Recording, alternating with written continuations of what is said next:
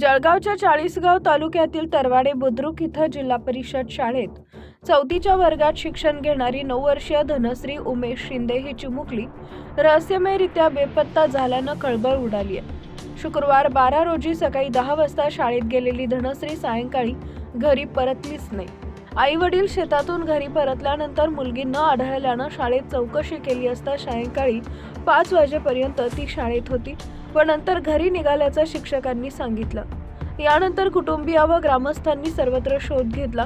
ग्रामपंचायतीच्या सीसीटीव्ही फुटेजमध्ये सायंकाळी सुमारे 4:55 ती न्हावे रस्त्यानं ग्रामपंचायत कार्यालयाजवळून जाताना दिसून आली.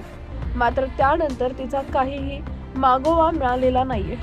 दरम्यान गावाबाहेरील शेत रस्त्यावर धनश्रीचं दप्तर आढळून आलं असून अज्ञात व्यक्तीनं अपहरण केल्याचा संशय व्यक्त करण्यात आला.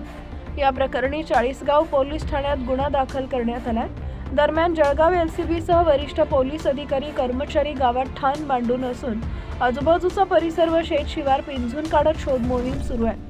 मात्र 50 तास उलटूनही चिमुकलीचा थांगपत्ता न लागल्यानं कुटुंबियांची चिंता वाढली आहे. चाळीसगाव तालुक्यातील तरवाडे इथं 9 वर्षीय चिमुकली शाळेतून घरी येत असताना अचानक बेपत्ता झाली. गावाबाहेरील शेत रस्त्यावर चिमुकलीचे दप्तर आढळले.